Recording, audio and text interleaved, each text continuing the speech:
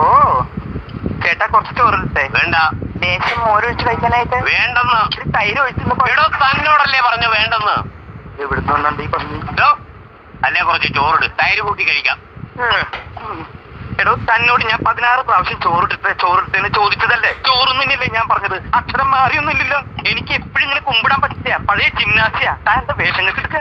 എന്താ എന്റെ രാമൻകുട്ടി, ഞാൻ 1000 പ്രാവശ്യം ഈ നായിന്റെ മോനോട് ചോദിച്ചതാ ചോറിട്ടെന്ന്. അപ്പൊ അവന്റെ അമ്മയുടെ വീടിന്റെ തൊട്ടടുത്ത് തന്നെ എന്റെ വീട്. എന്നിട്ട് അവൻ എന്നോട് ഇങ്ങനെ പെരുമാറണേ. ചേട്ടാ കുറച്ച് ചോറ് തൊട്ടപ്പുറത്തെ ഇലയിലെടുത്ത് കഴിക്കടാ.